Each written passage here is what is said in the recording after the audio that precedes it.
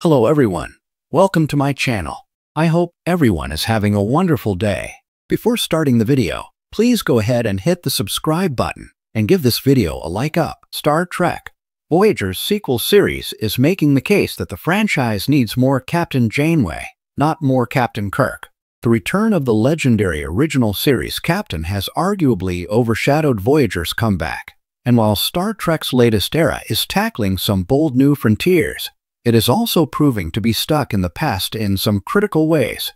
Star Trek Voyager Homecoming #2 is written by Susan and Tilly Bridges, with art by Angel Hernandez. In her latest confrontation with Species 8472, Janeway once more confirms that she's Starfleet's most hardcore captain. The last starship, meanwhile, brings Kirk back in Trek's far-flung future, putting the OG character at the center of a new epoch in franchise history. After debuting to mixed reviews, Star Trek Voyager Homecoming's second issue is a thrilling follow-up. The stakes are raised as the story puts Tuvok's life on the line, while jeopardizing the entire Voyager crew's chance to make it back to Earth.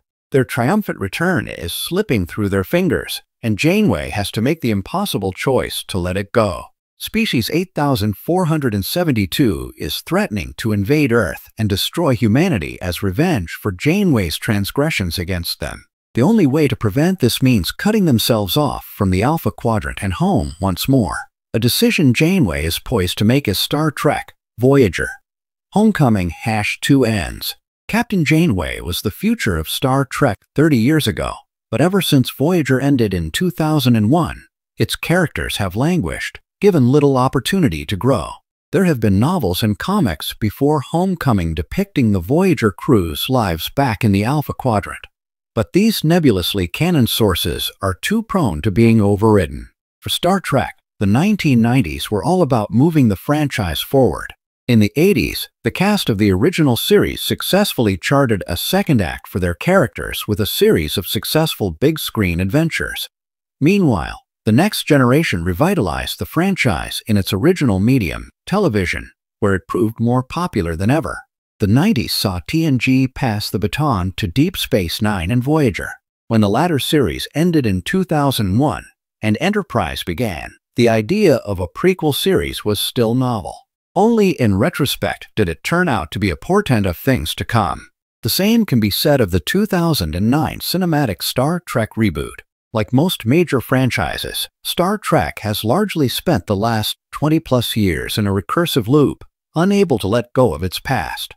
Both Star Trek The Last Starship and Star Trek Voyager Homecoming are products of that, in a way. But whereas Captain Janeway has been neglected for decades, there has been a surplus of Captain Kirk. When Star Trek Discovery debuted in 2017, it was the first new live-action Trek series since Enterprise concluded in 05.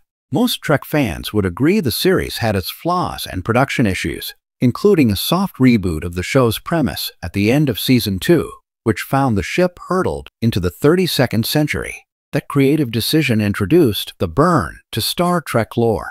And it is in the immediate aftermath of this galactic cataclysm that The Last Starship and Captain Kirk's resurrection take place. So, the series promises a completely new kind of Trek story, but the trade-off is that it has to revolve around the franchise's original main character.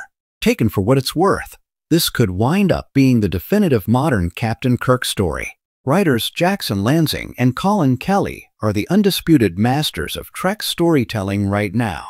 Yet, it's a symptom of something larger. That recursive stuckness, where the franchise can't let heroes like Captain Kirk die and be organically replaced. The 1994 film Star Trek Generations resurrected Captain Kirk in service of giving him a proper final story in Trek lore. It has happened multiple times since then in supplemental Trek materials. The Last Starship might ultimately be the best, but it is the latest in a lineage of Kirk return stories. In revealing the mechanics of James Kirk's 30th century revival, The Last Starship #1 openly acknowledges that its version of Kirk is a copy, more than a clone, but not the original. This is a well-worn sci-fi trope, which is fully at home in Trek, but it is also an acknowledgement that this is an updated Kirk, an addendum to the character's lore. No matter how hard franchises like Star Trek try, they can't be the earlier versions of themselves again. When people get stuck in a loop like this, it is tragic. But for popular culture cornerstones like Trek and Star Wars, or Marvel and DC, it has become the norm, the accepted way of doing business. Like Kirk's resurrection, Voyager, Homecoming is well-worn territory. It is a story that has been told before, and will likely be told again. Yet this version in particular, especially in Homecoming #2, serves up a story highlighting the fact that Captain Janeway is as much of a stalwart Starfleet officer as her predecessor, Kirk. Like Kirk's resurrection, Voyager, Homecoming is well-worn territory. It is a story that has been told before, and will likely be told again. Yet this version in particular, especially in Homecoming #2, serves up a story highlighting the fact that Captain Janeway is as much of a stalwart Starfleet officer as her predecessor, Kirk. Short of Captain Picard, few Starfleet officers know the Borg better than Janeway. So, in The Last Starship #1, when the Borg resurrect Kirk, it feels like there were more natural candidates for them to bring back. Maybe The Last Starship will more definitively answer why Kirk, but it's hard to argue that Janeway wouldn't have been incredible in the role. The premise of The Last Starship is great. It would work with any Trek captain. It would work with a new character, some 26th century Starfleet hero invented by Colin Kelly and Jackson Lansing. In the end, it was Captain Kirk, but between that and Star Trek, Voyager's new sequel, it's clear Trek is struggling to carve out a future while tethered to its past. For decades, Star Trek has stood as a monument to human imagination, progress, and our endless fascination with the stars. From Captain Kirk's bold, swashbuckling adventures in the 23rd century to Janeway's defiant trek home through the Delta Quadrant, each era of Star Trek has mirrored the hopes and anxieties of its generation. But as Star Trek, Voyager's sequel boldly forges its own path in the 25th century, it delivers a chilling truth. Captain Kirk's golden age of heroism must finally die for the franchise and the galaxy to truly evolve. The 23rd century was a time of romantic idealism. Kirk embodied the frontier spirit of the 1960s, a man of conviction, charm, and reckless courage. His enterprise represented a near-perfect federation, united and confident in its values. Every problem could be solved with moral clarity, ingenuity, or a well-placed phaser shot. But that world no longer exists.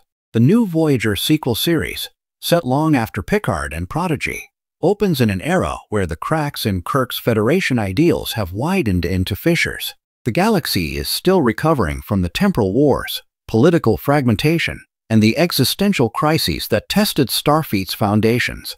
In this climate, nostalgia for Kirk's brand of heroic certainty isn't inspiring, it's dangerous.